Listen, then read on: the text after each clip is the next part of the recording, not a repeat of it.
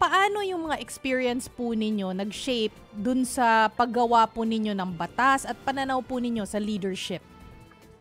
Well, unang-una, yung experience ko, 21 years sa Senado, collegial body yun eh. Naalala ko noon, Chiki? Yes, sir. Okay. Naalala ko noon, Chiki, no? Yung 10th Congress, napapagitnaan ako ni the late Senator Raul Roco at nasa kaliwa ko naman si Senator Jun Magsaysay. Sabi sa akin ni Senator Roco, alam mo Greg, hindi rito importante kung saan na tayo nanggaling. No? Ikaw dating sundalo, dating rebelde. Ako naman dating abogado.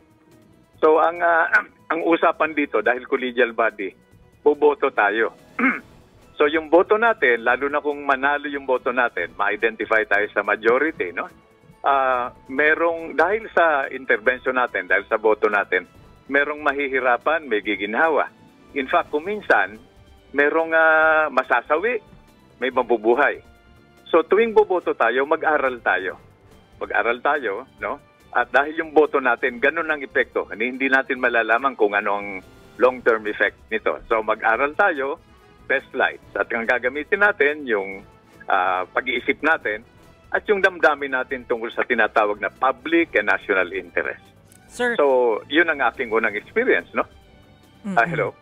Yes? Opo. Sir, nabanggit po ninyo yung dapat nag-aaral no? Kapag nasa Senado ka. And we agree na dapat po talaga nag-aaral. But so far, yung mga makakasama po ninyo sa Senado, yung mga nakaupo po ngayon, kung sakali po kayo'y manalo, ano po ang assessment nyo sa kanila? Tingin nyo ba'y nag-aaral yung iba doon? Nako, mahirap maging judgmental dahil itong mga nakaupo ngayon, pinili ito ng taong bayan, no? Kahit na ano pa ang pananaw natin, ako personally, umiiwas ako maging judgmental. Ang gagawin natin, kung hindi tayo kontento, kung hindi tayo nasisihan sa performance nila, i-educate natin yung electorate. Dagdagan natin yung kaalaman nila at pabilisin natin yung pag-educate sa kanila through technology, no?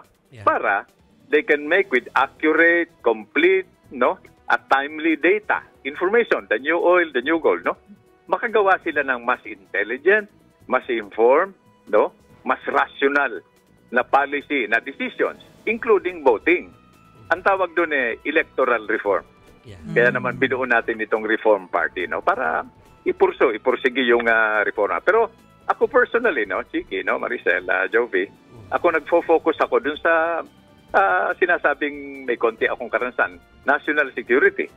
Like itong West Philippine Sea issue. No? Yes. Kailangan may maliwanag tayong plano dahil paano na naman natin haharapin yung mga bansa na nagtatangka na sakupin tayo. Yun ang pananaw natin. No? Let's say China has a 5,000-year history. Tayo, 120 years old lang tayo. Yung Amerika, 250 years old. Yung UK, 1,000 years. Pag sama-samahin mo yun, wala pa sa kalahati ng karanasan nila. So mag-ingat tayo. So ano ang gagawin natin para hindi tayo makakaon sa pro-China, anti-China, pro-US, anti-US? Nakakalimutan natin minsan yung pro-Filipino. No? Yung public, yung national interest natin. So mag-ready tayo, we unite, no? We organize, and we mobilize for any emergency. Kung kaya nating maghanda para sa bagyo, para sa lindol, no, abay maganda tayo for any emergency. At tayo naman ang may akda ng National Disaster Risk Reduction Management Law na ginagamit natin ngayon para harapin yung mga natural calamities.